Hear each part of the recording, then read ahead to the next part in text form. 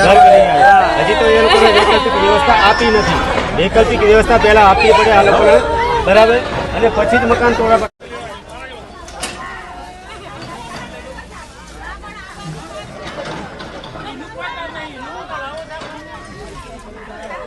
बेटी बचाओ बेटी पढ़ाओ, तू बेटी बचाओ आमा आई तो बेटी बचाओ सरकार। सरकारनी विनंती छे के लोकोने गरीब माणसोने रोड બે ઘર સરકાર શું કરી રહી છે પબ્લિક માટે? અરે સાંભળો ઘણા બે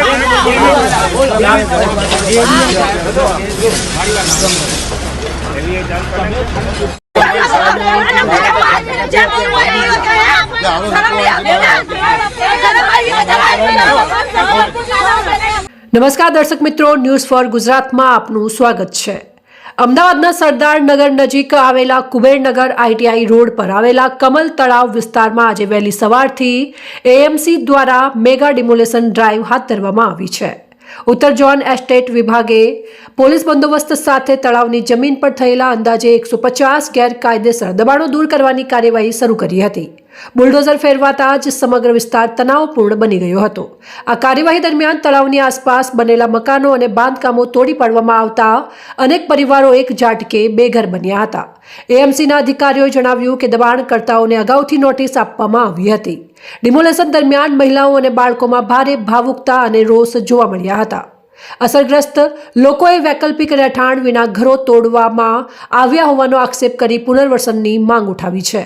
આ દરમિયાન મંદિર નજીક આવેલું 2 માળનું વિશાળ ગેરકાયદેસર બાંધકામ પણ તોડી પાડવામાં આવ્યું, જ્યારે કમલ તલાવડી વિસ્તારમાં આવેલ ખોડિયાર માતાજીનું મંદિર હાલ પૂરતું તોડી પાડવામાં આવ્યું નથી।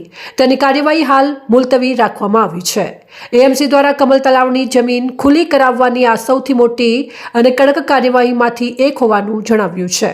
રિપોર્ટર શરીફ ગાંચી, સરદારનગર, અમદાવાદ। ભણતરનું શું? મનસ્વી જ્યારથી નોટિસ આવી ત્યારથી અમે ભણવા બી નથી ગયા, અને અમારે ભણતરનું શું? મારે મોટું થઈને કલેક્ટર બનવાનું છે। ઘરની સામે ઘર આપો તો અમે મકાન ખાલી કરવા તૈયાર છીએ। આ તો મકાન પાડીને જતા રહ્યા, અમારી ભણતર બગડે છે। કેટલા દિવસથી સ્કૂલ નથી ગઈ બેટા?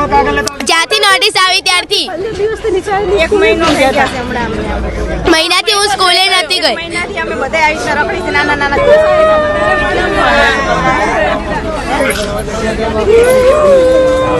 હા લઈ લીધું। વિધવા હું, મારા ઘરમાં એક મકાન હતું તો જીવ અમે બંગલાના કામ કરી છોકરા મોટા કર્યા, ઘર કામ કરીને 11 વર્ષ થઈ ગયા। પપ્પાને એક્સિડન્ટ થવાને અમારું ભલે મકાન સામે મકાન તો દો ને, મારા છોકરા હજુ નાના નાના કાચા કુંવારા, લગ્ન નથી। હા ના સાહેબ, કાંઈ અમને કીધું અમે અમને મકાન ભલે પાડે પણ સામે મકાન દો અમને। કહું હું વિધવા બનીશું, નાની ઉંમરની આ રંડાપો ગાર્યો, છોકરા બંગલાના કામ કરીને મોટા કર્યા।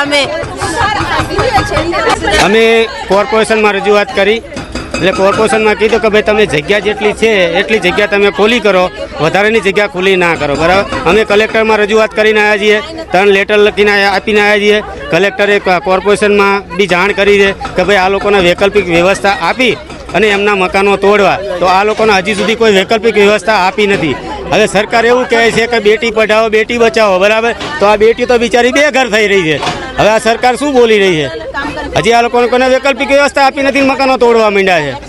અને જે 17,000 કેશ ફીડ તોડવાનું છે એની જગ્યાએ 57,000 તોડી રહ્યા છે, બરાબર। 17,000 વાર જગ્યાને બદલે એ લોકો 57,000 વાર જગ્યા રજૂઆત કરવામાં આવી છે પહેલા? હા, કલેક્ટરને રજૂઆત કરેલી છે, કોર્પોરેશનમાં બી રજૂઆત કરેલી છે, બરાબર, પણ તેમ છતાં આ લોકોને વૈકલ્પિક વ્યવસ્થા આપ્યા વગર આ મકાનો તોડી નાખ્યા છે।